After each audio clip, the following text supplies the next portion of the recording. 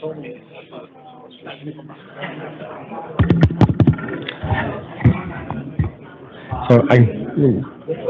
we can go ahead and get started. I'm going to call to order the State Board of Transportation Intermodal Committee meeting. It looks like I drew the short straw today, so if we're this far down the seniority list, but I'm going to call on Clement Solomon to give the first report.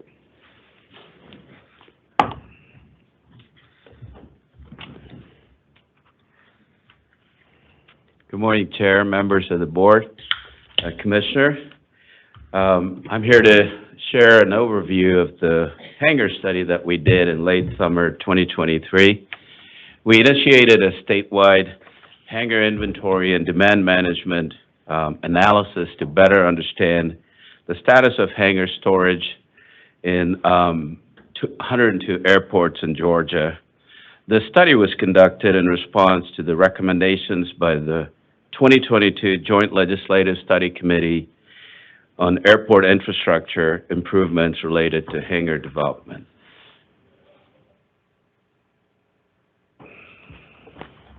Let me begin with the economic importance of hangars to Georgia's aviation. Hangars provide an important revenue stream for general aviation airports. It generates additional revenue from fuel sales and maintenance activities. Increased revenues also help with self-sufficiency and further aids Georgia's sustainable airport system. Additional aircraft increases ad valorem taxes for local governments. This can range from several $100s for a single engine aircraft to several thousands of dollars for a large business jet. Building hangars brings new jobs as well as infuses funds into the local economy. So the study had three parts. The first two parts was a survey, and the last part was a guide that we developed. The first, through a survey, the primary focus was hangar inventory and demand analysis of 102 airports. The second part was also a survey through a partnership with the National Association of State Aviation Officials, and we targeted all 49 states to better understand how they are dealing with their state-specific programs for hangar development. And the last part was a best practices guide that was developed to help airports meet their hangar needs and manage their airport infrastructure. So a little bit about the inventory from the survey that we did.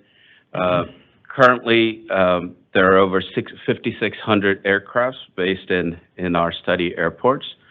Through the survey, we identified two types of demand. One related to airports that are currently parked at the airports in the state, and the other being ones from the outside wanting hangars here in the state. Of this, 85% of all based aircraft are currently stored in a hangar. A little bit more about the ownership and type. On the left, when you look at the pie chart, 46% of hangars are all owned by the airports, and 56% are privately owned. To the right, over 80% of the existing hangar structures at the study airports are either box or T hangars. Again, a little bit more about condition and age to your left. 85% of the existing hangars are rated as being good to in excellent condition.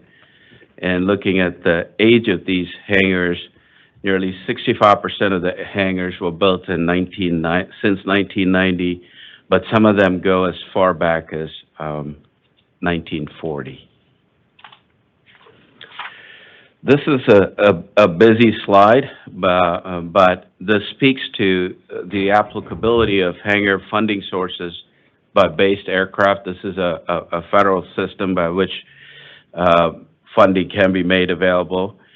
But the key takeaway from here is limited funding makes hangar development difficult under the federal funding priority program. And the other important point to note from this slide is airports must have all their safety projects addressed before they can get into hangar development funding. This slide summarizes the inventory and demand pretty well. You can see the current hangar demand is around 1,400 spaces at an estimated cost of $450 million. About 57% of the aircraft are based at the study airport or the airports in Georgia that don't have a hangar, and 43% are aircraft based outside the state seeking a hangar storage space at one of these airports.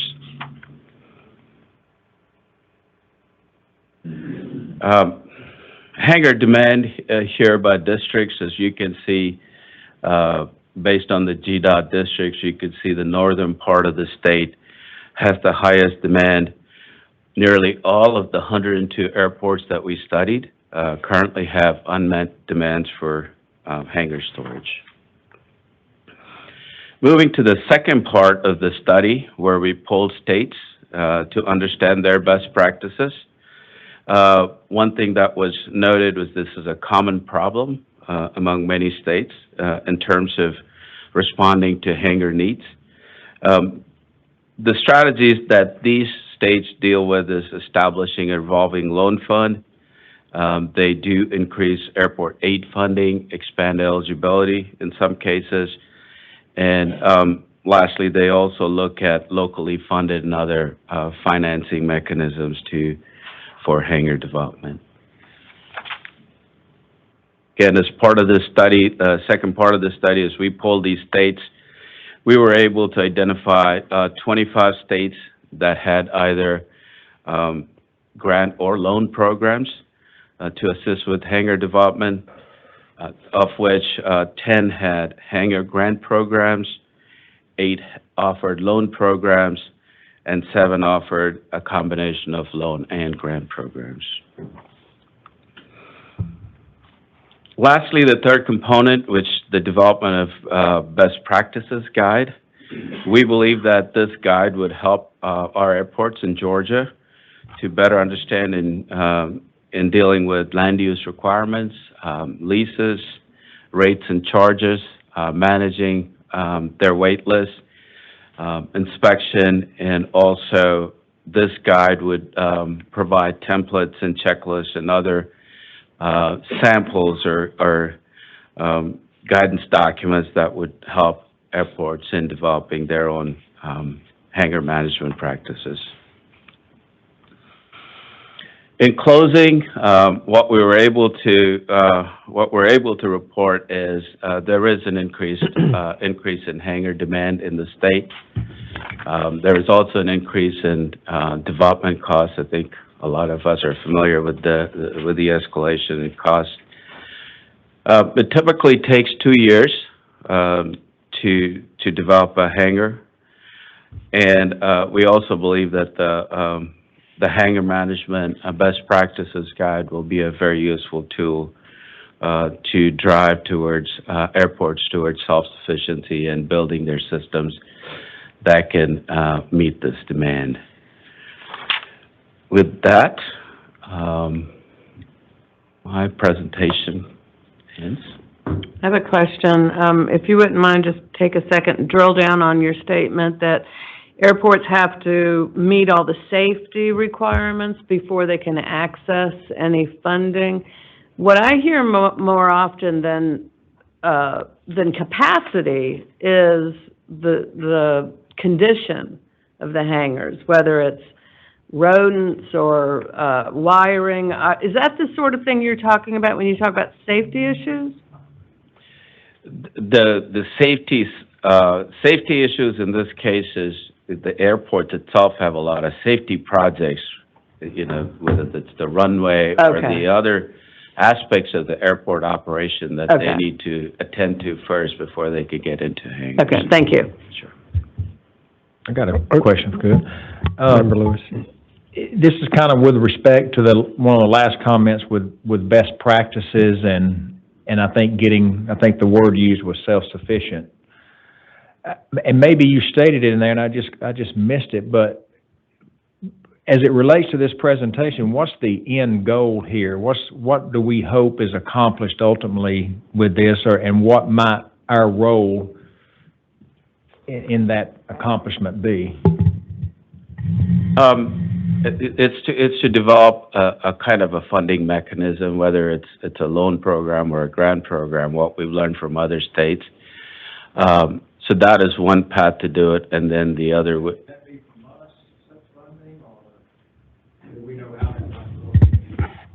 Let me, if you don't mind, I'll jump in, Mr. Lewis and Clement. So this stemmed from a joint study commission from the House and the Senate on aviation, 2021?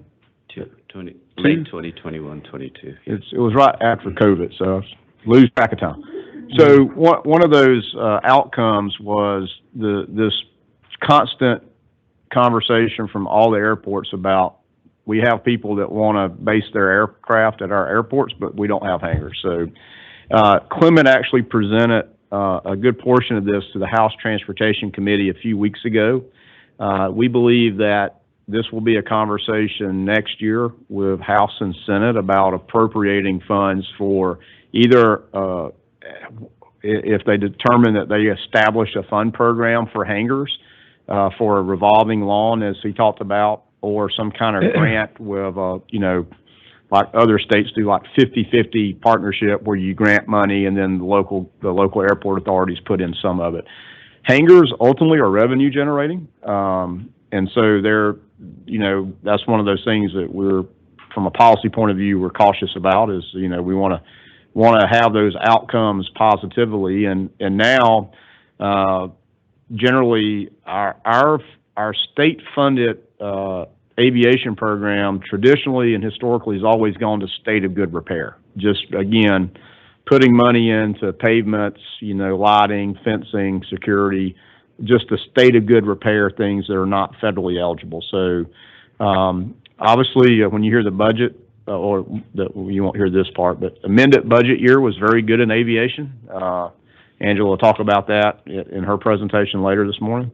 But at the prior funding levels, there's just not enough money to do hangars and state of good repair. So we always want our dollars to do the first critical things of state of good repair. The safety, to Ms. Williams' question, the safety aspect, there's the federal required safety aspects, and there's many check boxes from Federal Aviation Administration to be compliant, where airports can use federal aviation dollars for hangars, but everything's got to be up to speed, so to speak, from the safety point of view, and it's a long list. So that is the stated goal, is to set up a framework that the legislature can contemplate next year and determine how they would like to appropriate funding such that a hangar program could exist. Either it could be all the above, a revolving loan, a grant program, on top of the general appropriations we traditionally get for aviation program. So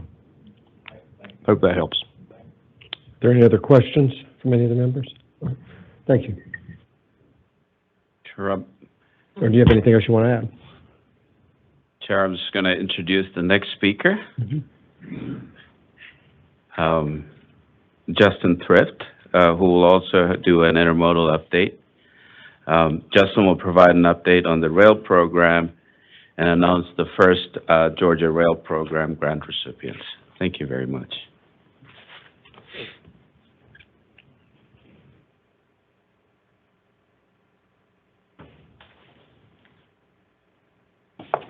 Good morning, committee. Good morning. Board members, commissioner. It's good to be here with you this morning to give you an update on our rail program, and specifically our Georgia Freight Rail Program, our new funding program. I just wanted to start by asking you to remember back to December when Deputy Chief Engineer Andrew Heath presented to you on this same topic on the Georgia Freight Rail Program, where he laid out the framework and the statutes that govern this new program. I'm not going to get into as much detail today, but I am going to summarize basically his presentation and then get into where we've come from that point in December.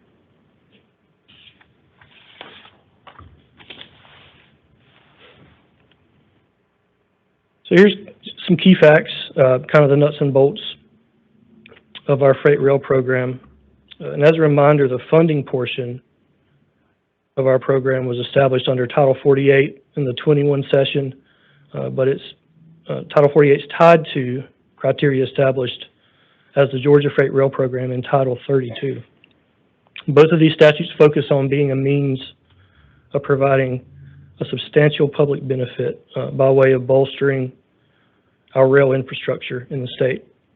We expect this to be an annually recurring program, although it is subject to appropriations. And as a reminder, both Class 1 and our short line railroads qualify for this program. So CSX, Norfolk Southern are big Class 1 railroads, as well as our 26 other short line railroads throughout the state are eligible for this funding. Then finally, on December 18th of last year, the rail office pushed out a NOFO, or Notice of Funding Opportunity, to all of our rail operators within the state, which included, this NOFO included the GDOT policy that sets this program up. It included program details and also application guidance.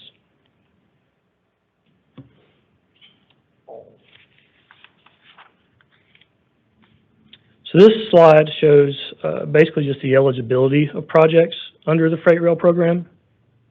You can see it's broken down into three possible categories of criteria: rail enhancement program, rail preservation program, and the industrial access program.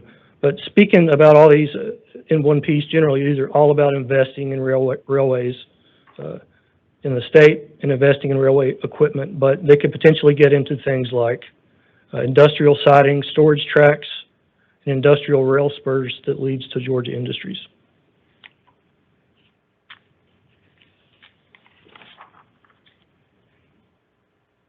So the department's role, or part of the department's role in this program, is to distribute these freight rail funds according to an application-based competitive process.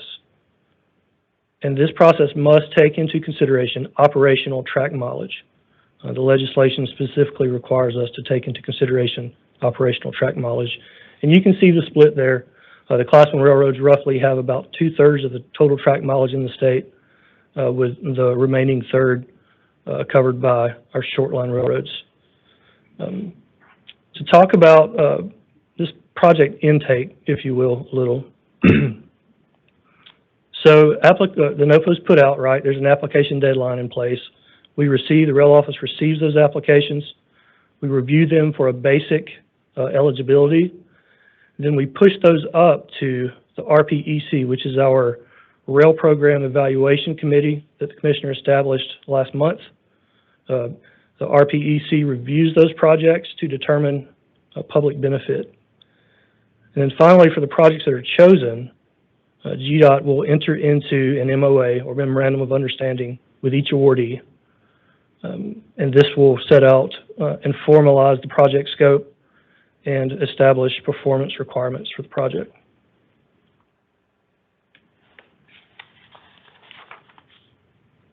So to talk about program implementation a little, as I've mentioned, the freight rail program will be managed by the rail office staff in the intermodal division.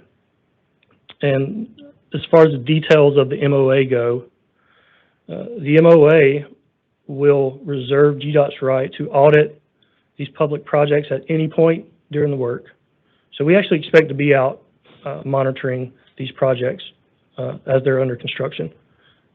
And then finally, GDOT will also be responsible for closing these projects out and any documentation that's associated with that closeout process.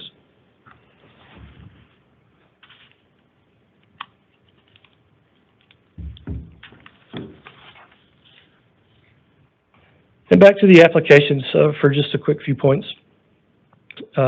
These applications, the goal is for them to describe how each one of these potential projects would provide a public benefit in detail, and that's usually done by way of a benefit cost analysis, which should discuss what the return on investment would look like in each of these cases for the citizens of Georgia.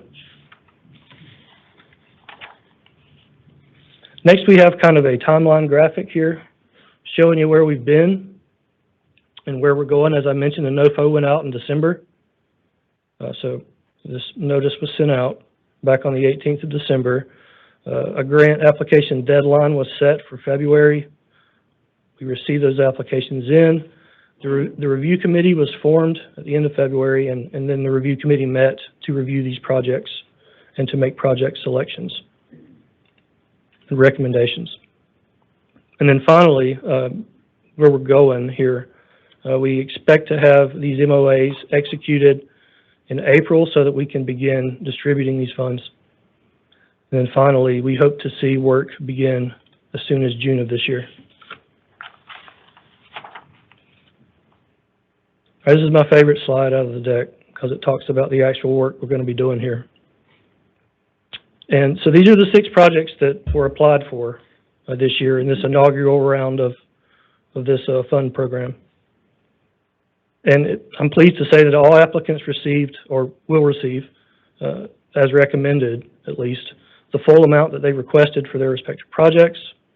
And notice there the difference between the awarded amount and the total project cost. Any difference there, the railroads will be providing their own funding to make up that difference.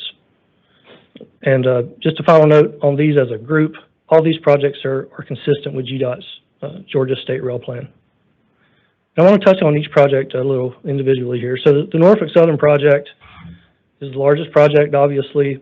This project plans to remove over 10,000 trucks per year, or 320,000 over a 30-year period from Georgia's highways. It'll also help alleviate block crossings at 6 different scenarios, or 6 different locations, in the McDonough area. The next project is our Southwest Georgia Rail Authority, which operates as the Sam Short Line. This is a tourist excursion operation that runs out of Veterans State Park down in Cordele. It's known as, and it operates over our state-owned Hog Line.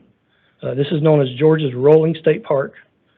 And the project that they've proposed, and it's been recommended, will add 750 feet of new track, and it will allow them to more easily adjust their cars around to accommodate for changing ridership capacities as the season changes.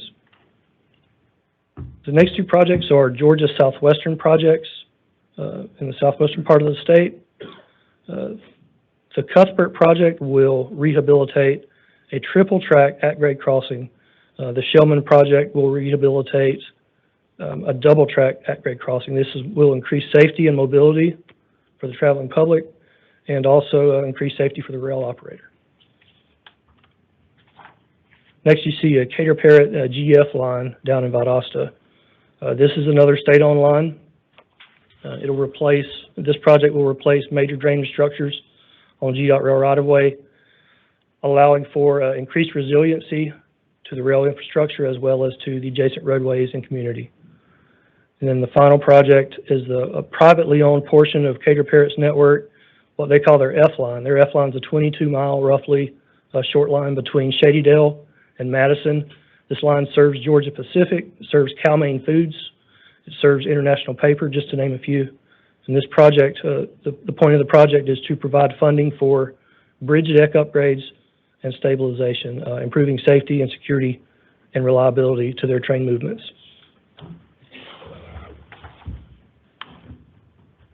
All right, so where we're going, as I've kind of already mentioned, we're working through these MOAs as we speak. We expect to have those executed and the associated funds beginning to be distributed next month, and we anticipate work to begin as soon as June. And just kind of in wrapping up, this is the inaugural round, as I mentioned, of this program, this annual program. We're looking forward to 25, and we anticipate the funding level to be about the same, or maybe a little more than it was in 24. And with that, I thank you for your time. This concludes my presentation on the Georgia Freight Rail Program. Are there any questions? Oh, sorry. Answer any questions if you have them. Is this for our own, This is for all, both private and state-owned rail in the state are eligible. Yes, sir. Thank you. Yes, sir. Any other questions? Thank you for your presentation. Thank you. And that concludes our meeting. We're adjourned, and I turn it over to Chairwoman Williams.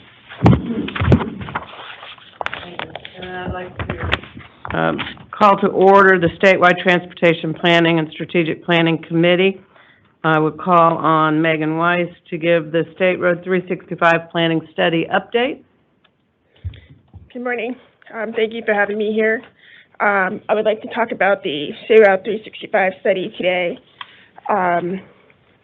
Here we have the brief agenda of everything we'll be going over. I'll cover about the study purpose, the background, some of our public engagement results that we've had, and of course any remaining upcoming activities. The purpose of the study is to look at a 9.7-mile corridor of State Route 365 in Hall County from 985 to Belton Bridge Road. We looked at this to identify improvements along the corridor as well as the surrounding areas, as you can see by the study boundary in the map. Those areas getting significant growth, including several of the planned developments by the locals, and in response, the inland port is getting built. It is known as the Blue Ridge Connector now. You may have heard it as the Georgia Northwest Inland Port, or the Northeast Inland Port. So keep this in mind as you move forward. Well, I'm going to try and make sure I refer to it by the new name as opposed to the old name. It is planned to open in 2026. Unfortunately, I don't have the exact time frame of that. The port is still figuring that out. We also have about 14 other planned developments that will happen before 2035. This study area focuses on resiliency, safety, mobility, and connectivity. On this map, you can see some of those planned developments. The area is experiencing continuous growth. So we have developments of regional impacts. We have commercial and residential development coming along, industrial grad site. We have a new elementary school that is coming in, as well as a sports complex. Along this area, we currently have about 32,000 trips daily, with about 8% truck traffic.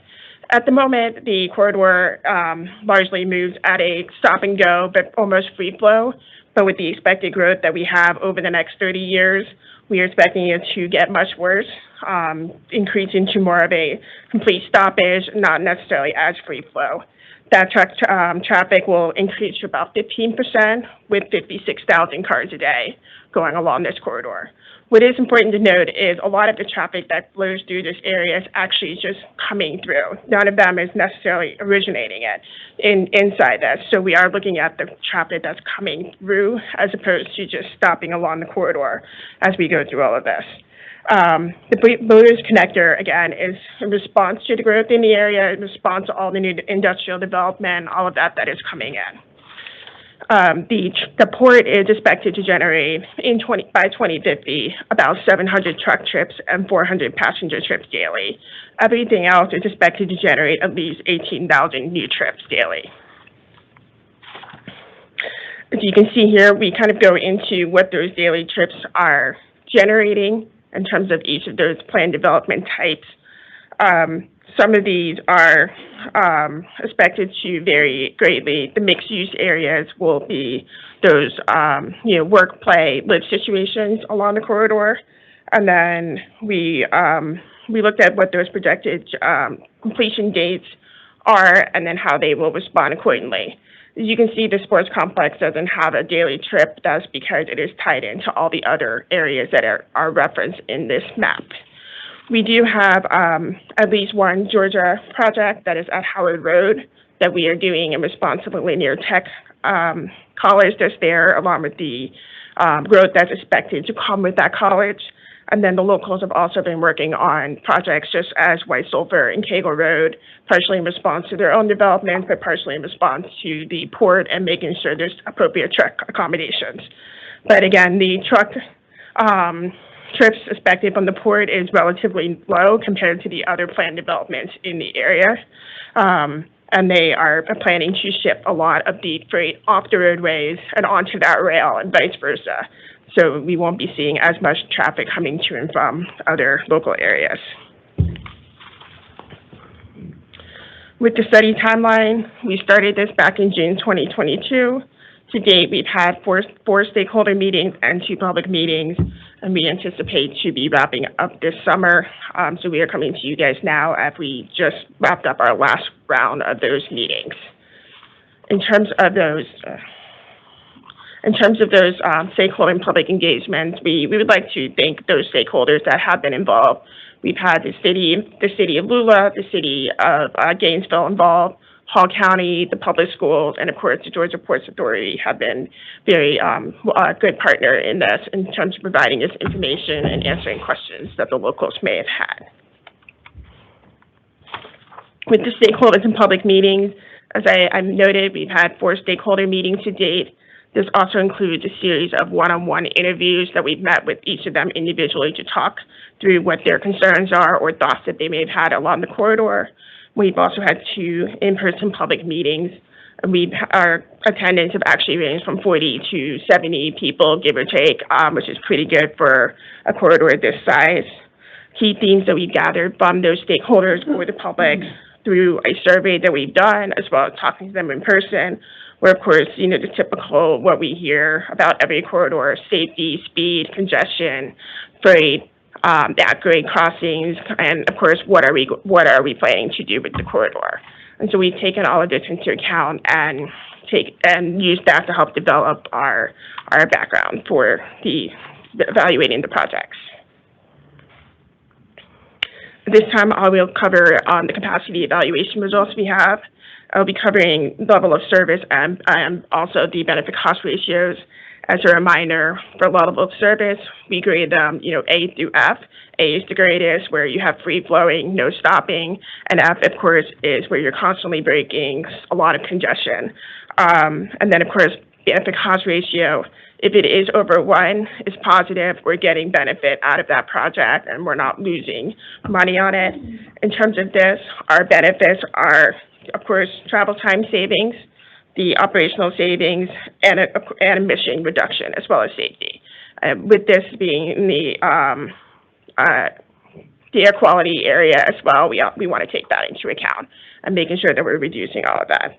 And then the cost is just our capital costs. We're not looking at the operational and maintenance costs to maintain the roadway over a period of time. So our values are based off of that. The first scenario is a widening of 365 from its current 4-lane situation to 6-lane facility. This covers that 9.7 miles. There's only 2 impacts to existing railroad bridges. They would have to be replaced to be able to accommodate that widening. The planning level cost estimate is $128 million. We do expect that to go up once we start refining costs. And of course, it's got a benefit cost ratio of 1.34. So again, that is positive.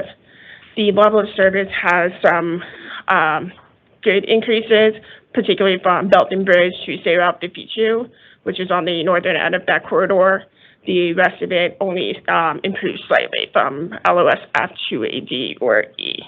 And of course, I want to make sure that you guys are aware, the closer you are to the city of Gainesville on the south side, the more traffic there is going to be. So we'll experience more of that congestion regardless of the scenario, just because we know there's going to be more people traveling on that end of the corridor.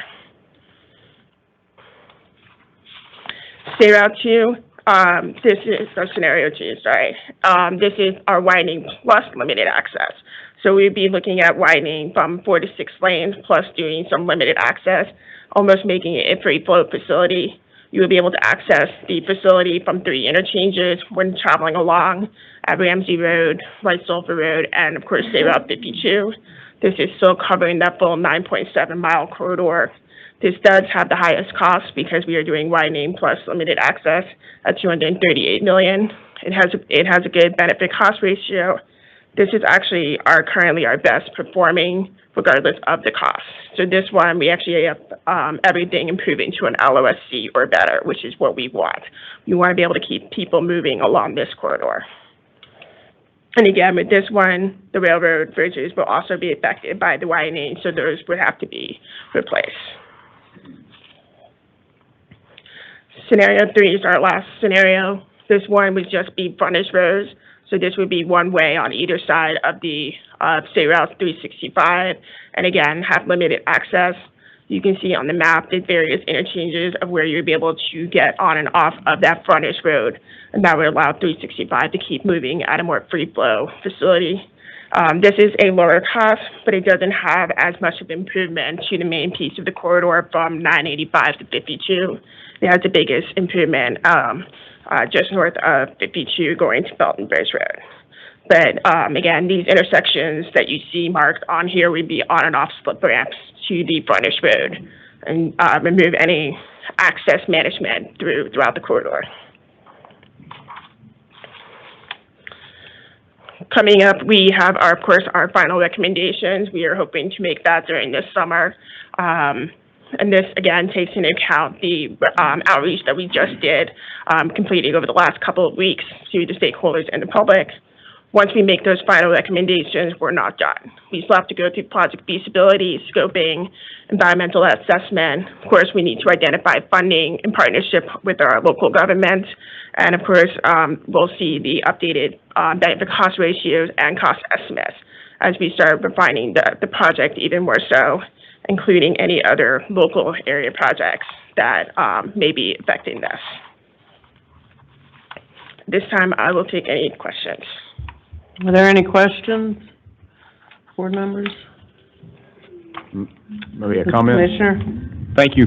Thank you, Megan. Just a few things to point out. It's sort of hard to see in the graphic is just south of 365, 985 actually ends. If you go up to Gainesville on 985, it ends, the freeway, interstate ends, and it becomes the just at-grade intersection. So this is always a complicated issue that we have around the state, just like 316, where over by State Route 20, where 316 goes from a freeway back into a limited access facility, where we're working now to create 316 to be a freeway. So these are always hard. You pick it, just like 515 or 675 becomes 515. We always have these challenges of when you go from a freeway into a limited access road. But as Megan highlighted, the new inland port that will come online in 26 certainly takes trucks off our roads between there and the Port of Savannah, which is a really good benefit, but it attracts a lot of trucks to the facility. Those ones that come off the road still have to get there on truck to get on rail to go there. So as part of the growth of the freight network, as planning has done a really good job of looking at and forecasting out to 2050 for freight, but that just really emerged. And I just want to make sure you understood too that 985 is 4 lanes. The best solution is 6 lanes. That's a freeway. So there's other work that may have to be done with 985 as well, which only increases the cost. But I just wanted to put those out of those trucks. The inland port does generate truck traffic in that area as well as all the industrial facilities around it. But great work. This is very helpful. Great partnership as she showed the slides of all the stakeholders working with Gainesville, Hall County, and the MPO, plus many other of the industries up there. So gives us a good playbook to work from going forward. Thank you. Thank you. There's going to be 6 lanes, 985, and then on 365, there's going to be how many lanes going up? Yeah, so the idea is, yes, we'll go to 6 lanes, but as the commissioner said, it's actually 4 lanes on 985, but we're... On 365, how many lanes are going to be? Yeah, so the idea is Be 6 essentially over. trying to separate out Okay. and make a little bit of a free flow on 365, so almost continuing 985 potentially, and then moving 6 some lanes of that all the way from 85 stop and all the go way up to off. the end of 365. No, let me clarify that. This study area just starts where 985 ends and it becomes 365. The 6 laning from 985 from the 85 split in Gwinnett County north is not part of this project. But the complication of needing 6 lanes is, as you saw a little south of the study area, it's red as well, which ultimately it would need to be 6 lane as well. Thank you. Any other comments or questions? I applaud your community outreach. That's outstanding to make sure everybody has a voice. That concludes the Strategic Planning Committee. Thank you, Megan. I turn it back over for the Committee of the Whole. I'd like to call the Committee of the Whole into session. Our first speaker will be on our local grant update from Brad Saxon, our Deputy Commissioner. Madam Vice Chair, may I interject just for a moment? Yes, sir. Because this is a little bit of a weird process of having Committee of the Whole sandwiched in the middle of board committee reports, and I just wanted to explain why that is. Thank you. We have Angela Whitworth to do her update on the budget after this, and Josh Waller, who just walked in, didn't know if he would be here because the budget is actually, I'm not sure it's been heard yet, the 25 budget. It's being heard right now. So we're trying to give you real-time information as it plays out. So we flipped the order around and thought, one, it would give us maybe an insight of what the 25 budget has. And then Josh had the opportunity to provide the legislative update if he got back, and he made it back. So that means I don't have to do it. Thank you, Josh. I'm glad you got back. I just wanted to give you why Committee of Whole sort of sandwiched in the middle today. So thank you. Well, thank you, Commissioner, for the update and the explanation, which was very much needed. But now, okay, Mr. Saxon. Thank you, Madam Vice Chair, Chairman, members of the Board, Commissioner.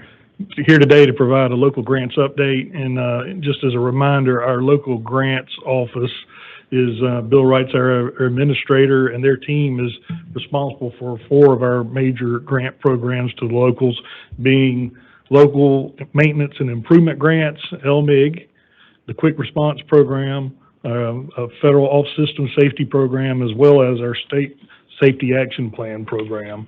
So, but today I'm here to talk a little bit about the funding and the amended FY24 budget as it relates to local grants. And as a reminder at the top there, LMIG, the Local Maintenance Improvement Grants, the purpose of the appropriation there is to provide funding for capital outlay grants to local governments for road and bridge projects. As you can see, the FY24 base was $212 million and some change is a normal LMIG. There was a amended amount of $5.791 million, which is a projection of the motor fuel tax, was added to the LMIG in the amended budget, which we're going to use for our safety action plan, which I'll back up and talk about safety action plan in a minute. But just a reminder about what LMIG is. So LMIG is codified in a couple places in Georgia Code. 32-5-27 defines what LMIG is, and also defines that 10 to 20% of the motor fuel revenue will be spent on that program. Additionally, Section 48.8-244 is where it's codified under the TIA regional TIA election is what that's talking about, but that's where it codifies the match requirements based on TIA election results, either the 32-5-27. And so the other code in Section 48 is where the matches are defined as either 10 or 30% based on whether a local government is inside a successful or non-successful regional TIA. So back to the amended numbers there. So the $5.7 million, just like I said, we're going to use that for our state-funded safety action plan, which the program focuses on low-cost safety improvements on off-system roads to reduce the frequency and severity of crashes. Mainly, we look at off-road departures, roadway departures. We look at the numeric data of crash data and try to identify locations that have been high frequency, and then we work with those local governments to try to pursue those projects, and those do have match requirements, just like the LMIG dollars. But we do target numerically by data-driven results of what's going on out there and try to put the money where it's most needed. So, so the next, moving down the slide there, the local roads administration.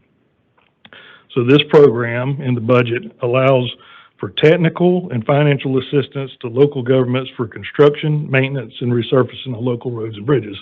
And usually what we have here is our LTAP program, the Local Technical Assistance Program, which there's federal dollars available there that is a match, but that is also for training of local governments. We do traffic control, plan development process, just a lot of outreach on different types of construction techniques and things like that as a technical assistance program. But in the governor's budget proposal for FY24 amended, he originally proposed $200 million to help local governments out of state general funds. And as it moved through the House and Senate, it was increased to 250, and it was placed under local roads administration so that there will be no match requirements. So it is not LMIG, it's local roads administration funding, or state general funds, not motor fuel, and they will require no match. So $250 million. So what are we going to do with that $250 million? We're going to give it away as fast as we can. So here's a little timeline of where we are, and our normal timelines of LMIG have not changed. So for our FY24, that $212 million I talked about, we opened the portal on July 1 to accept applications. It closed on February the 1st, 2024, and we try to get that money out the door. And if folks have not applied, please keep applying for your LMIG money. So for the LRA funding, last Friday, we opened the portal. We sent notices. We coordinated with ACCG and GMA prior to. We sent notices to all the local governments, email blast. Y'all all should have received one as well, as I did, that, hey, the portal's open, this money's available.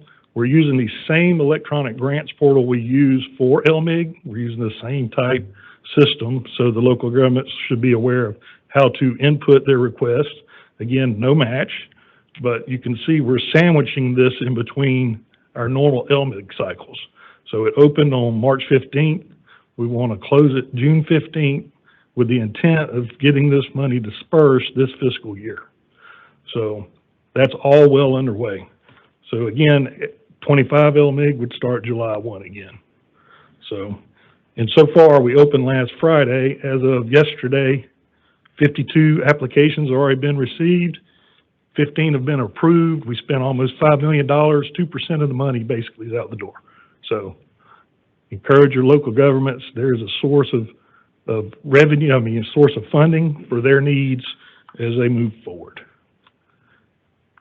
And with that, I'll take any questions. Any questions, Mr. Boswell? Is that money, is the project actually identified by a certain period of time, or? Yes, it's just the requirements for the projects are the same as LMIG. It has to be an LMIG type project. Gotcha. And it's an application, same thing. They have to show us what they're going to do with the money. It's the same type There's thing. no match on this. No match. Any other questions? I'd like to say again that we're very excited for the amended 24 budget and what funds were placed in there, and particularly with what we are seeing with the increase of the 1.5 plus billion dollars to help us out with the infrastructure across the state, in addition to the 250 that million was put in for the LMIG with no match and being able to place it where it was placed so that that could be followed through. Thank you for such a great report. We also thank the General Assembly and the Governor of the state of Georgia for being able to put that into the budget and being passed for the fiscal year 24 amended. Yes, ma'am. Thank you. So thank you. Now I'd like to ask, as we have been doing in the past, a gentleman to come forward that serves as our district engineer from District 4. Scott, if you'll come forward. Chambers. Good morning, committee members, members of the board, and commissioner. I've been asked to come provide an update of what's been going on in District 4 since my last presentation to you. It's been a little under 2 years since I last presented, but I can tell you what, in District 4, we've been busy. As you can see from our road signs, there's a lot of road work going on in District 4. We're moving straight ahead, and we're not turning around.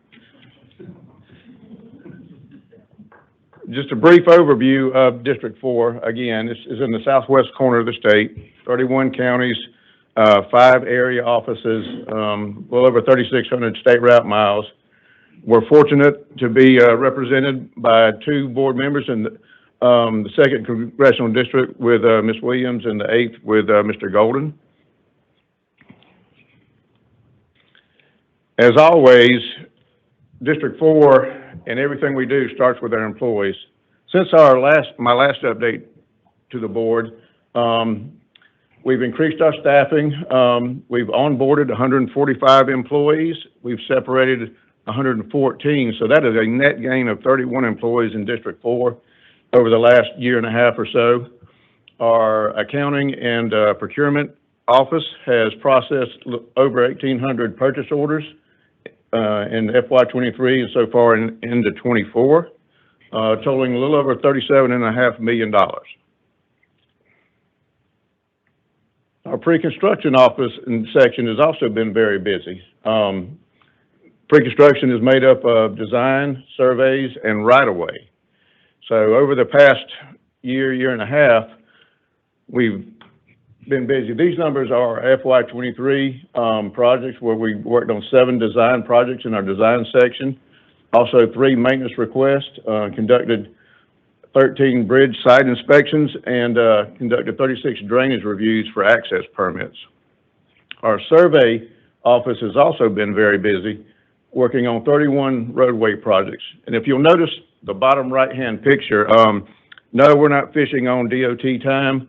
This is some of our survey guys out there taking shots in a pond, and you can tell by the way they're bundled up, it was cold that day. So it's not always out there on the side of the road, cutting through the woods. Sometimes we do have to get out in the water in cold weather conditions. But one of the things that we pride ourselves a lot in District 4 on the pre-construction side is our in-house training and development for employees.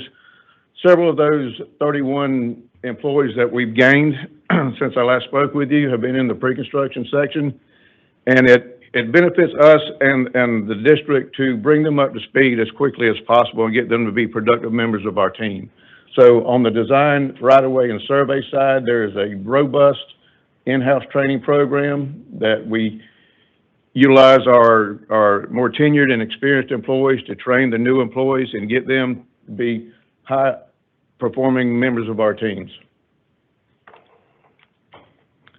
In our utilities and traffic operations sections, in FY23, we processed a little over 1,200 utility permits. Just put that in context, in FY21 and FY22, those numbers were around 900. So you see, we've increased the number of permits issued out of the utilities office by about 25% over the past 2 fiscal years.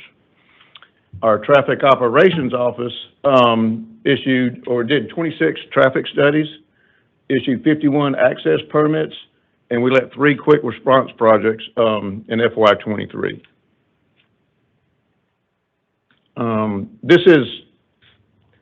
This is part of what is most seen by the public. These are our construction accomplishments from the past year and a half.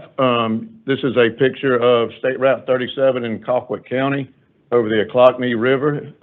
The picture on the left is an in-progress shot, and you can see the picture on the right is a completed project that was opened earlier this year. Seems like we're always working on the interstate in District 4. This is Exit 11. I think a couple years ago I showed you a picture of Exit 2 reconstruction. This is Exit 11 reconstruction in Lowndes County. You can see we're got 1 of 2 new bridges going in across the interstate, new ramps going in. We're probably about 35% through with this project from a contract cost standpoint. This is our State Route 133 corridor widening. This is the widening from Moultrie to Albany, Georgia. This corridor consists of 5 projects. We got 3 under construction now. These are some in-progress shots of those construction projects. Not only do we work on roadway and bridges in District 4, we're also stewards of the environment. This is some aerial photos of Bowen's Mill Pond down in Brooks County.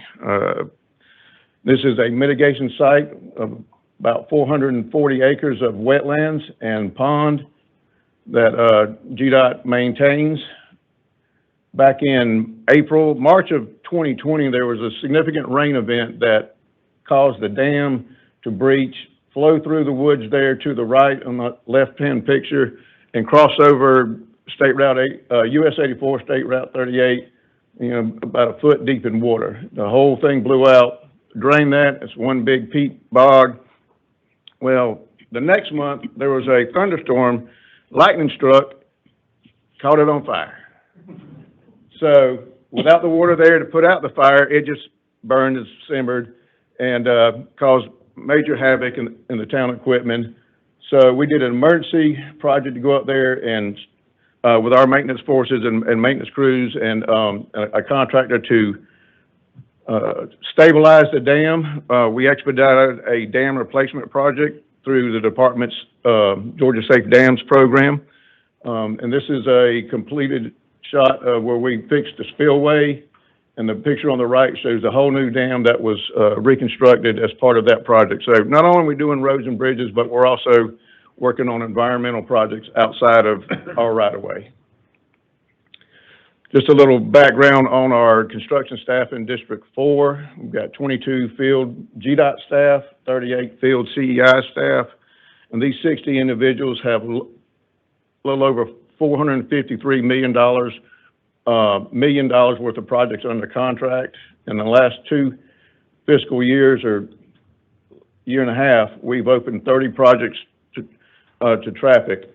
So these 60 individuals have been very busy in District 4. On the maintenance side, a lot of times we refer to maintenance as routine maintenance. As the title suggests, it's seldom routine, but it's always rewarding. Back last August, we had a little storm roll through Valdosta. I think Member Golden is still cleaning up trees in his backyard from it. But this is some of the shots that our maintenance crews were doing during the cleanup in District 4. We worked on Hurricane Idea cleanup for a little over 3 months. It was probably close to Christmas by the time we got the last of the debris sorted out. We were able to respond to local resource requests from the city of Valdosta, where we came in and reconstructed the slope for the city on one of their city streets that goes over a railroad that connects US 84 to an industrial part of town. We were able to go in there and reconstruct that slope and get that road back open for their freight and their industrial trucks that go back and forth across that way. And I had to, since I mentioned routine maintenance, I had to put it in a picture of routine maintenance. So this is some of our guys working on replacing the stop signs along one of our routes. Also, as part of our district maintenance, we are able to contract out maintenance projects through our invitation to bid process that we fortunately refer to as ITBs. We were able to let 23 maintenance projects last year with a total investment of $12.4 million. This includes everything from pavement preservation to fence repair to drainage repair. You name it, we did it. We were able to go into, this is the Welcome Center in Lowndes County on I-75. We went in and resurfaced that whole parking area, updated the striping, and installed some new pedestrian signs as one of those projects. 11 of our ITB projects of the 23 were pavement preservation, where we're able to go in and not do full-blown resurfacing, but we're able to do smaller type projects to preserve that pavement structure so it will last until that roadway comes up in the resurfacing program. Here's a picture of State Route 11 in Irwin County. We did a thin lift overlay on it, and you can see it looks like resurfacing, but it's a much thinner layer of asphalt. The public thinks we resurfaced it, and it buys us some time until we can actually spend the capital maintenance funds to go in there and do a full resurfacing project. We're continuing to look to the future. We've got this major project in the city of Albany. Well, it's actually separating city of Albany and Lee County, where we're putting in a roundabout on the left side of the Albany bypass, connecting it over to a multi-lane route in Lee County on the other side. This is a heavy commercial area. We're about halfway through this project. They anticipate opening it in the fall of this year ahead of schedule. some of my pictures got rearranged, but, on the right-hand side is a picture of, school kids. I don't know, it's not shown in the picture from the project, but to the right of that, roadway, our roadway there is a very large church that operates a primary school and middle school. They've had classes out there, in their science and STEM program, showing them the construction project where they can get a firsthand view of what we do at DOT as far as roadway, teaching them about beams and leverage and fulcrums and stuff like that. There was a big social media post on the kids out there. They really enjoyed it. And but not only are we looking to small children to get them interested in transportation, we're also looking at new drivers entering the traveling public, the motor force, the traveling motorist. The middle picture is Board Member Golden at a Lucy 43 Safe Driving Summit we had a couple months ago down in Lowndes County. So we're really focusing on the safety of the traveling public, getting them to not drive distracted, pay attention to what they're doing, but we're also reaching out to those lower, younger kids to get them interested in maybe a transportation career as they grow up and start school. And as I put in my presentation last time, a little play on words, District 4 continues to move forward as a team. There's some action shots of some of our larger work units working on larger type projects. We've got traffic signals going up in Thomasville. We've got a wash repair and apron install on a culvert in Clay County, and then we're doing some shoulder widening on an interstate ramp up in Crisp County. These are some of our larger teams in District 4 that all pull together and work as one to make District 4 and GDOT succeed. And with that concludes my presentation, and I'll be glad to entertain any questions about District 4. I think our Kathy Williams, board member from that area that you have the opportunity to serve with. Well, I get to share it with Representative Golden, but I don't have a question, I have a comment. And really this is to the commissioner. I want to thank you, because one of the matrices that's not on there is probably how many calls, texts, and emails they get from me that they respond to, and I want to thank you both for the generosity of your expertise, for the patience of going down into a rabbit hole with me until I understand it, and the responsiveness to the communities in D4. Thank you. You're certainly welcome. Mr. Golden. Please don't put that up, because I think I will surpass Kathy in the number of phone calls you get. I don't keep score. I know I have you on speed dial, but I do want to say thank you, Scott. I know Scott had to get up really early this morning to get up here too, but District 4 has gone beyond the call of duty with the little thing called a hurricane that hit my community. It was unbelievable, and the commissioner told me it'd take a year for us to get over it, and he's been accurate so far. You're right on it. 7 months into it, we still have some work to do, but your team did an extraordinary job, and I just want to say thank you to that. And Scott, thank you for what you do. And I know I echo this for Kathy, but you've been very responsive to us and done a great job, and we're very appreciative. Well, thank you. And we thank you all for all that y'all have done for everybody in the district and the citizens of District 4. So, Any other comments? I'd like to say thank you too, Scott. You're still on my speed dial, so. I still got your number in my phone too. But I too thank District 4. And a job well done. I'm very proud of all of our GDOT folks, and particularly down south with what has been going on just recently. So thank you very much, and please relay that to our team. I sure will. Thank you. At this time, we're going to go back and have an update. Last month, we heard about the National Electric Vehicle Infrastructure deployment plan and an agreement that we are having the time to look at over the past month. We received a copy of a draft that is a proposal that is coming before our board today. And at this time, I'll ask Andrew Heath if he will please come and give our NEVI report and the roundup of what you all have been doing in the last month. Yes, thank you, Madam Vice Chair and members of the committee. I just have a very brief presentation, and as Ms. Purcell alluded to, a request for action as we continue to advance the P3 procurement process for the Georgia Navy Deployment Program Round 1. So as Ms. Purcell stated, just last month we presented to the board the best value proposal for each of the Georgia Navy locations, of which the board approved, and as was recommended by the P3 Steering Committee. Since that time, we have met with each of the best value proposers to compile those proposals into individual contracts to prepare them for execution. And per our P3 rules, it is required that the board take action to approve the form of contract for each of those locations. Upon board approval of the form of contract, we will then finalize and execute the contract with each developer under the Georgia Navy Program Round 1, and we will move to what we call commercial close. And then subsequent to that, we will then issue notice to proceed to begin the work for these locations.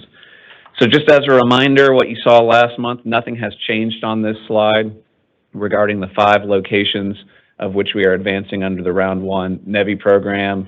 We had the location there in Fort Valley with Francis Energy, the location in Tifton with EnviroSpark, the location in Dublin with Silver Comet Energy, in Metter also with EnviroSpark, and near Brunswick with Love's Travel Stops. Again, this is consistent with the information that you reviewed last month. And so just again, in summary, here you see the 5 locations with the project payment cap. You can think of that as the cost for these projects. So at this time, at the pleasure of the committee, I would ask for committee approval and recommendation to the full board for the form of contract for each of the 5 Round 1 Georgia Navy locations. Okay, we have a motion on the floor to move to approve the proposed contracts, the form of contract that we have before us, that we've each had an opportunity to review this past week. And also, we've had an opportunity to see the document printed out to look at that. So after the review, now I have a motion, and I think someone seconded it. Micah, thank you. Now for any discussion, I see that we have discussion, question, or comments from Jamie Boswell. I have a comment. And it's, the only thing that concerns me a little bit is that these are taxpayer dollars going to support private businesses. It certainly benefits a lot of people in the state, which is great. I mean, it's not a big deal to me, but it's just something that is not normal, but it's been approved and it's before us. But I just wanted to bring it up that there's a little bit of concern on my part that taxpayer dollars are going to support private businesses in these areas. Correct. Even though it's not state funded, it's more of a federal funded. That's correct. It's still our tax dollars, is what Board Member Boswell has brought out to us, I believe last month as well as this month forward. Any other comments? Yes, Jeff Wood. Thank you, and kind of to that point, I think I asked this question maybe last month when you presented this, but in the event these were to somehow lose favor, I think you or someone explained what a backup plan might be or how they could be used if they cease to be used for this purpose. Would you just very briefly mention that again? That's a great question. Within the contractual requirements, there are 2 things that are included within the contract in the event something like that were to happen. One is that the facility, we would look to decommission that facility so that we don't have a stranded asset. The other is that the department would retain the value over time in that asset, that the unrealized value would be required to be returned back to the department. So that is a declining dollar amount over time, so that if something were to happen early on in the contract, we would have the opportunity to recoup the full value of that cost. As the service is provided over time by the developer, that number drops, right? So if it were to happen 3-4 years from now, it would be a smaller amount, but we do have that ability to go in with that claim.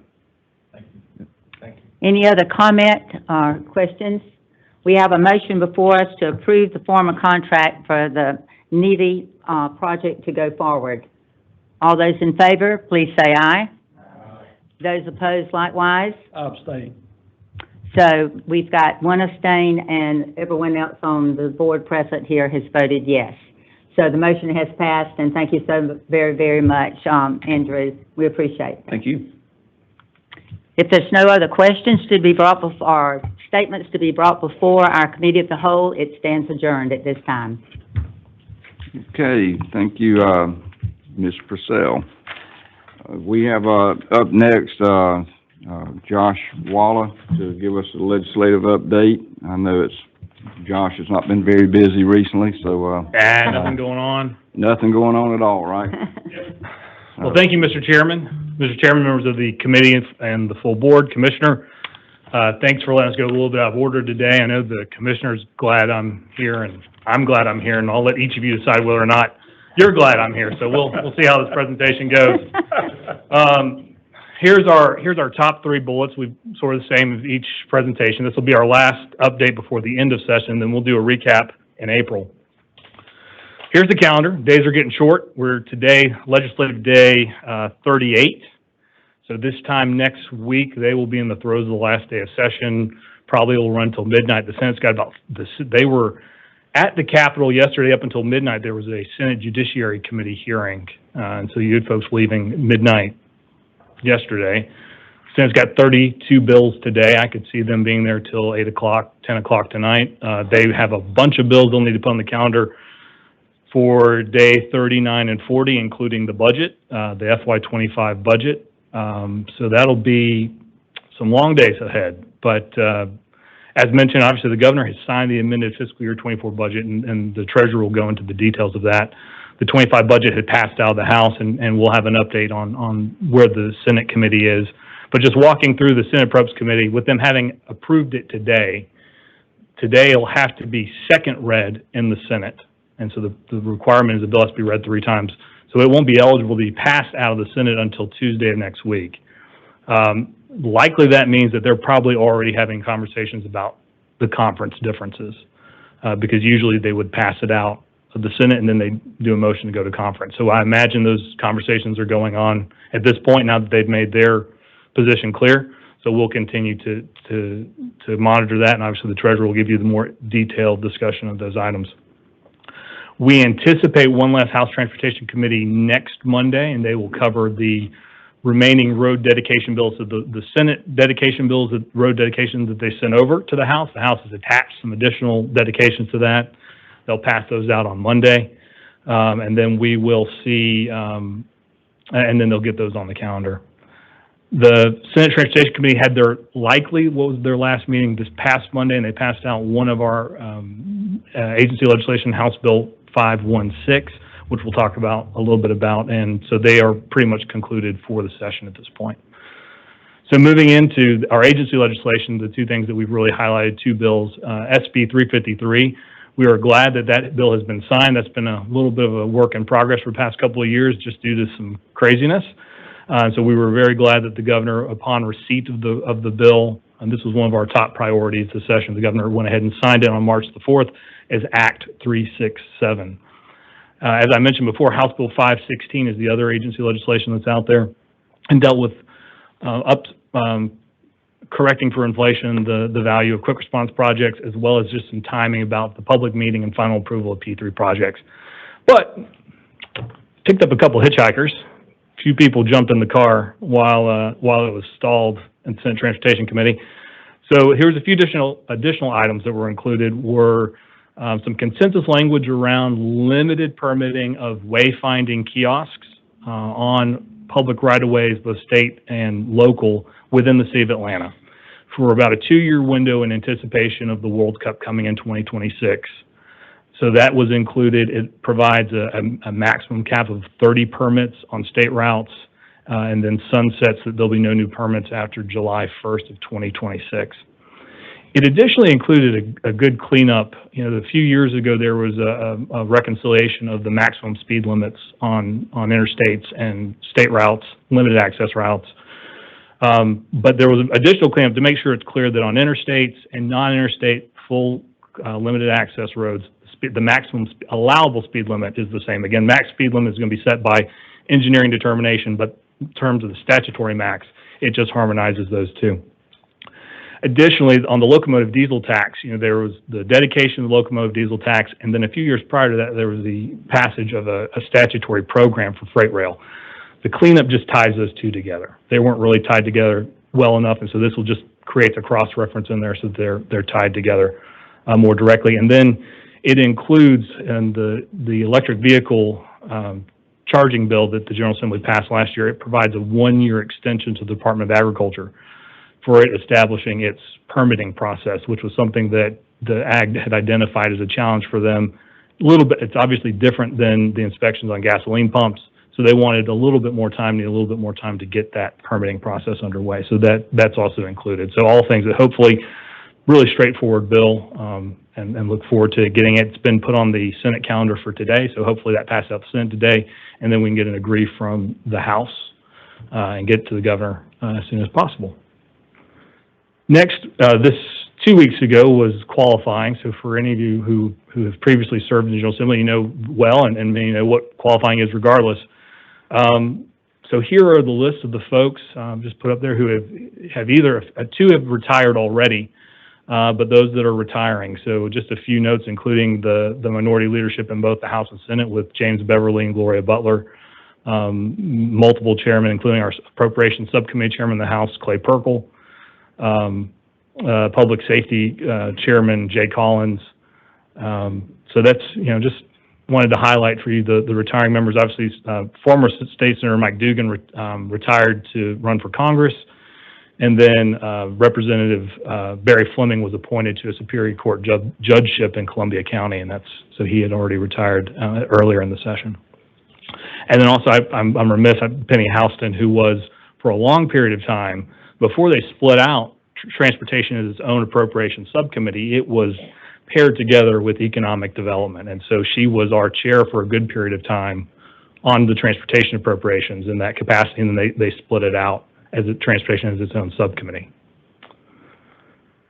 Another highlight, something that I had mentioned in the weekly update, but just to show you there, the House recognized the legacy of the late Speaker David Ralston with his official portrait unveiled. And there you can see it outside the main doors of the chamber. So he's the second longest serving speaker after Speaker Murphy. So Speaker Murphy's on left side, and Speaker Ralston's on the right. With that, I'll just jump in. Usually the last two updates haven't been so great. This one's significantly better. They got a full federal appropriations bill passed, and what's called a minibus. So it's not quite as big as an office, so it's something a little bit minier than that. So that's the phrase. So it's Transportation, HUD, and some other agencies. The President signed that into law, full funding level.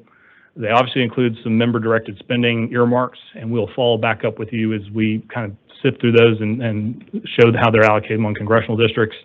Funds it through the end of the fiscal year, so September the 30th, at the IIJA level. So that's exciting news, but we'll blink and it'll be September again, and, take out your old notes from, And with that, I will stand for any questions.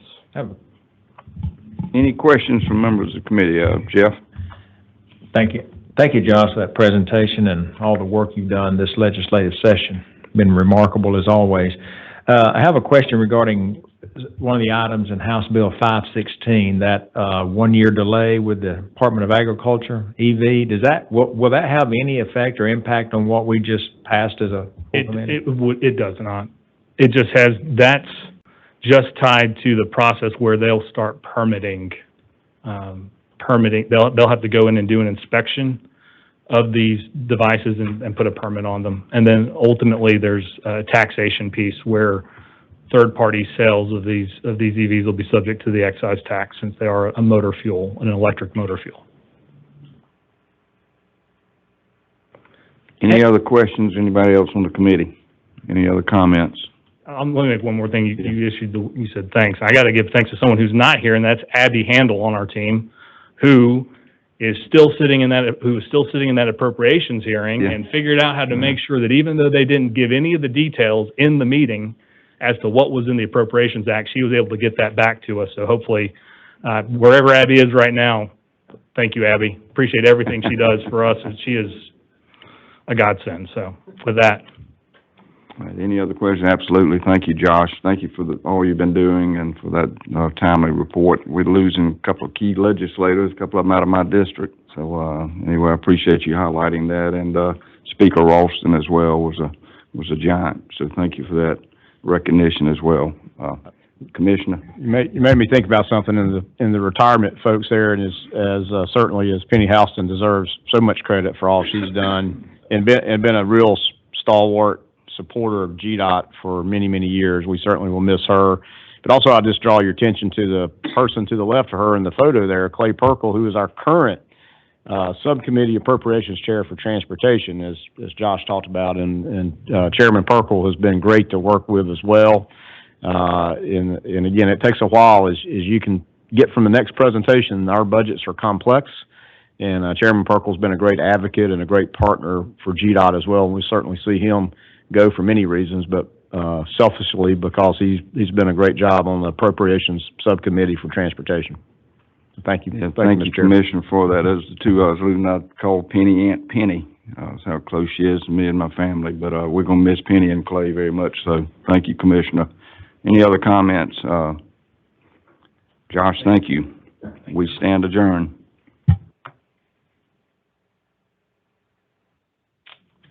Okay, I'll call the Finance Committee to order, and we have a budget update from Ms. Whitworth. Yes. Good morning, everyone. I am here to present the FY24 final budget and the 25 recommendation through the Senate. It's this morning here on the 24, on the amended 24, you'll see the $57.9 million coming in excise. And in the amended, which is a 2-year look back for transportation trust fund fees and transit trust fund fees, there was no adjustment made in the amended. There is an add of $1.5 billion going into state general funds for our budgets for a total budget of 3.9.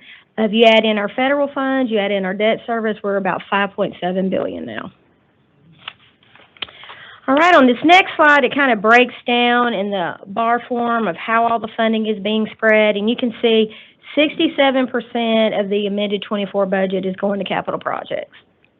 That's made up of capital construction, capital maintenance, local road admin, and the new freight infrastructure program that was created. The next biggest program is routine maintenance, which makes up roughly about 13% of the budget. Then you have general operations, which is your administrative office, data collections, planning, program delivery, and then traffic management is in there. LMIG, we're truing up LMIG there, 10% of excise to bring it to a little bit over $218 million. Then you have our GO bond debt, intermodal programs, which is roughly 2%, which is rail, transit, ports and waterways, and airport aid. And then the last two programs, payments to CERTA and payments to the ATL, make up really like less than 1% of the overall. Okay. Moving into this, airport aid had an add of $98 million that was being brought into the amended budget. What this reflects here is two components. One is an increase in funds just in general to the airport aid program, and then the other is for construction of a replacement airport serving multi-counties, and that would be utilized for the match funds for that. In capital construction, there is an add of $8.5 million, as well as the big add of $593 million to the budget. And these funds will be used to offset the increased cost and to deliver existing projects that we have in the pipeline. So that is a big plus for us. The next program is capital maintenance. It had an infusion of $50 million added to the program, and these funds were reallocated originally from the freight infrastructure program that was created, and those will be helped to offset costs as well and deliver projects. Next slide, you'll see in these next couple of slides where you have the offices that have our personnel in them, Back in the December, you may recall that the governor gave the $1,000 pay supplement to state employees. What this is being brought into the budget and recognized. So in data collections, the $26,000 that's there now currently is recognizing that $1,000 salary adjustment. In the departmental admin budget, the $3.7 million, those funds are being utilized for increased IT costs, for replacing one of our internal software programs, T-Pro, as well as helping us with the new software implementation of Workday that is going on statewide for us. PeopleSoft is being phased out, and Workday is replacing the state's financial software and HR software. The $1 million add in state general funds for departmental admin portion of that is for the salary supplement that the governor gave, and then the remaining of the funding is to install a pedestrian bridge in Augusta. In freight infrastructure, you'll see the add of $500 million. This is a newly created program for this year. And basically what this does, it provides capital infrastructure projects that enhance economic development while promoting freight logistics efficiency and safety. Those are being added into the new program there. Next, you'll see LMIG, the add of $5.7 million.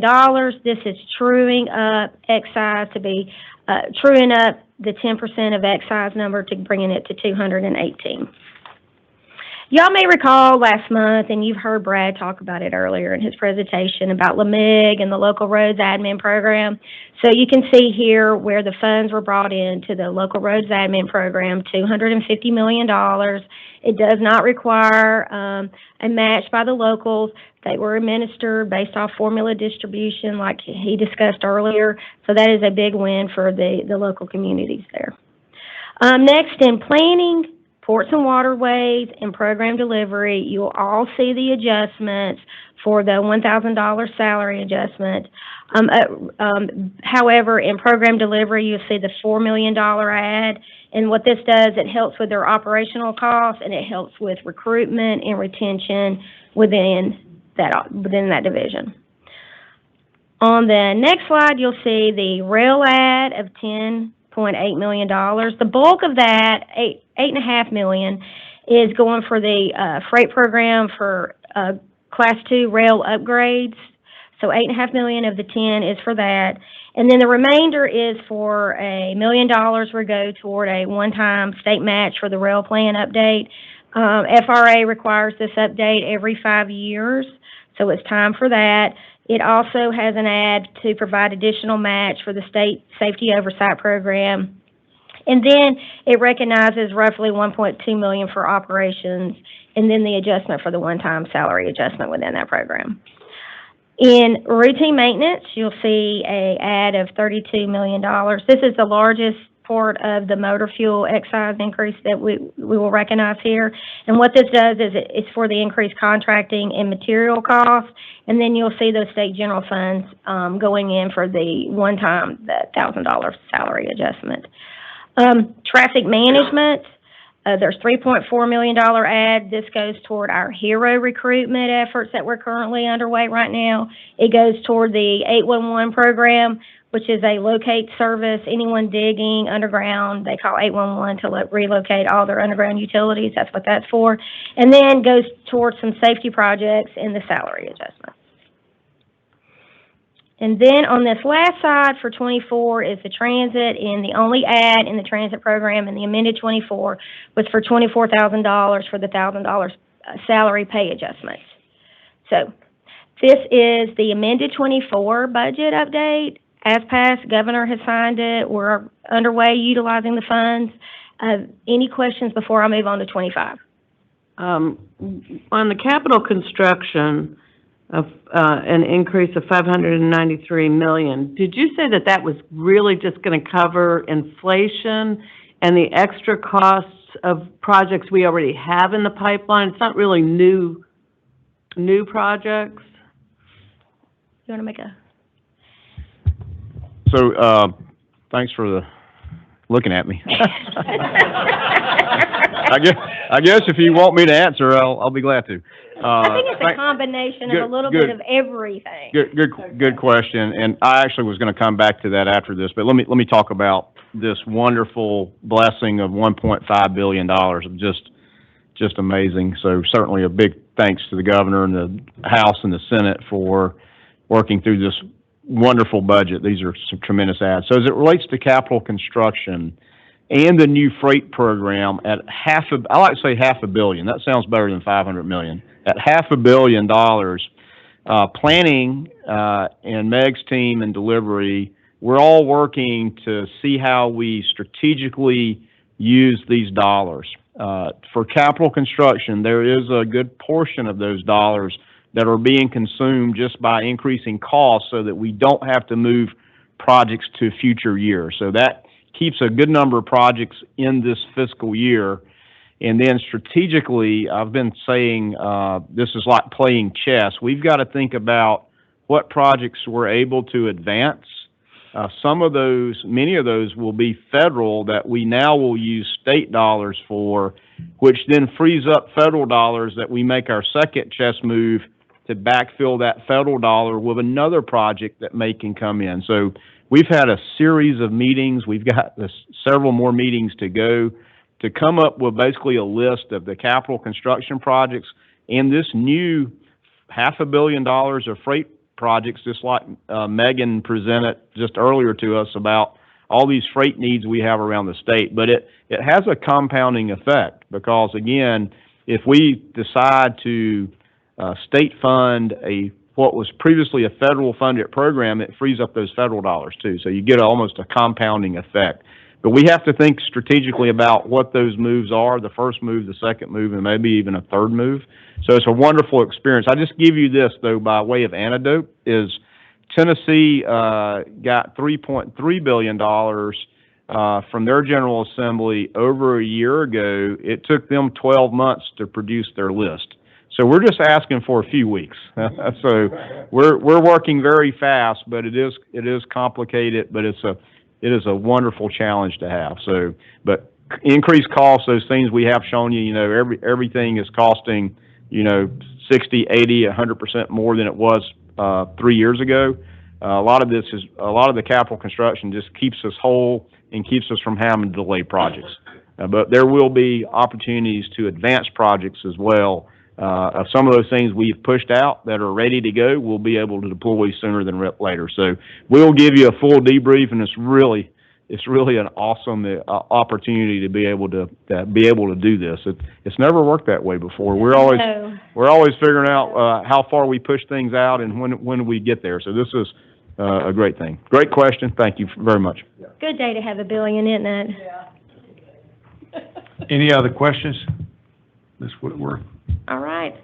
Okay, I'm moving into 25. As you can see, there is an additional $73.4 million added to the budget. This is the interest plus the actual collections from the previous year. In transportation trust fund fees and transit trust fund fees, you can see the additional adds there as well. What that is, that's adjusted to the FY23 actual collections in those programs. And then lastly, there's a $4.7 million add to state general funds. Okay, on this next slide, same thing with the bar chart that we saw earlier. Just say almost 50% of our overall budget is going to the capital program. This consists, like I said, of the capital construction, capital maintenance, and local roads admin. You can see routine maintenance is roughly 21. The general operations is 12. We've trued up LMIG. This is an all-time high for LMIG. $220 million, and the remainder is the debt service, intermodal, and payments to STRTA. Now, before I dive into this, I want to say a couple of things. I want to thank the governor and the legislature thus far for the state employees' pay raise that you'll see that's in here. He's recognizing a 4% COLA adjustment, maxed at 3%. They're also recognizing an additional $3,000 for our certified peace officers. I don't really know if y'all realize that we have certified peace officers that work for us.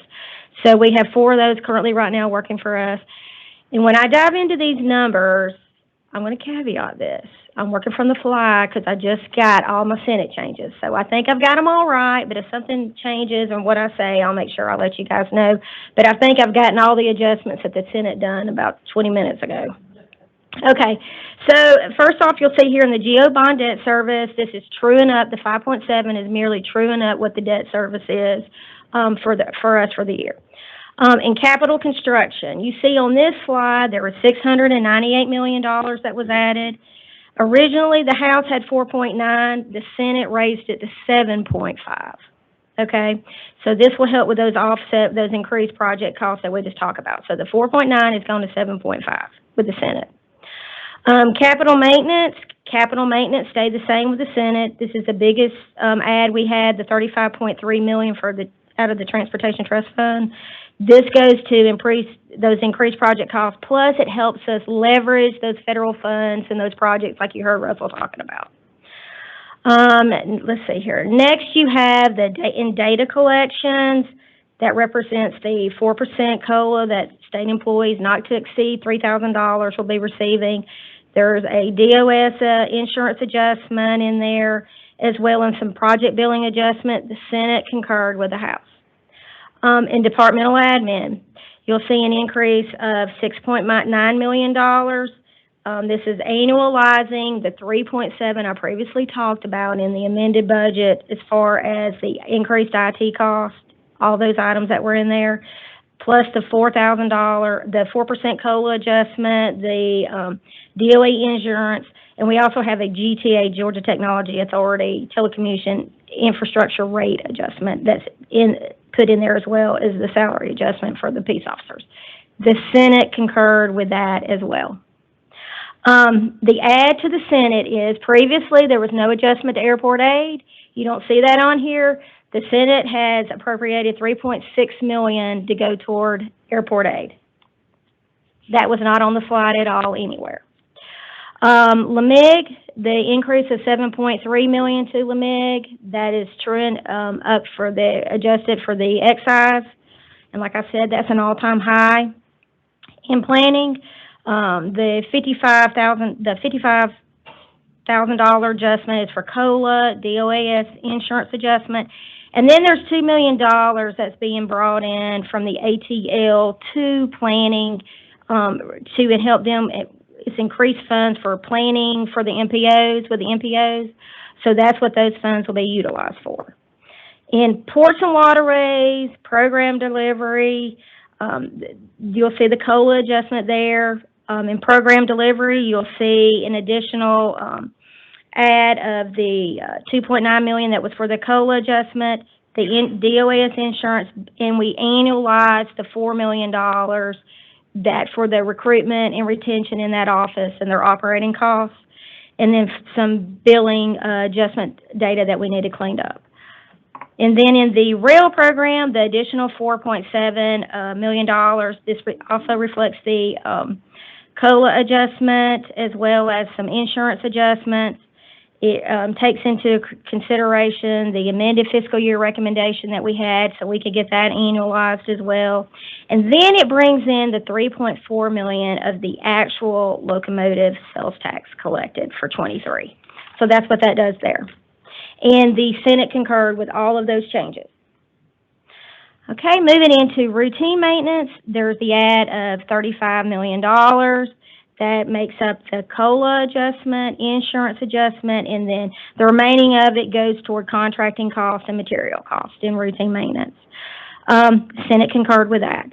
Traffic management, you'll see an additional $5 million going into it. It includes the COLA, insurance adjustment, and $3.9 million to recruit the HERO operations and the 811 costs that I talked about in the amended being annualized. The Senate concurred with that. In transit, this reflects the additional $2.6 million for the transit for the trust funds, and then there is an additional $8.8 million for the transit trust fund add as well as the COLA. All right, and then let's see here, payments. Here's where the changes really are, is in payments to the ATL. Originally, we had the $2 million leaving the ATL going into the planning office, they've actually cut the ATL $4 million. So they've moved $2 million to planning, and they moved the remainder, a portion of that, up to capital construction. So that's the reason capital construction went from 4.5 to 7.5. That's where those funding is coming from, as well as an adjustment to the COLA. There was also a couple of language adds that were put in. The first one was that the Atlanta Regional Transit Link Authority shall develop an operational plan to downsize express commuter service commensurate with multi-county transit demand and begin enacting new service levels. So they're wanting them to analyze the service levels. And then the other add to a language is the Atlanta Region Transit Authority shall only create updates to the regional transit plan that address multi-county travel demand for transit-dependent customers that demonstrate improvement to the state's economic development. So both of those items were put into the bill for the Senate, so that will be taken up in conference. And then in the last item is payments to CERTA. The Senate concurred with everything that was put into there as far as we have guaranteed revenue bond debt rolling off, as well as the COLA adjustment. However, previously in the House version, it was a $3 million add to GTIB. That's been reduced to $2.4 million in GTIB. So those are all of the changes to FY25. Hopefully I got them all right. If not, I will let y'all guys know. I'll send you out an email adjusting all that, but I'll be glad to take any questions. Any questions? Yeah, thank you. How you keep it all straight. Okay, thank you. With no further business, we'll stand adjourned.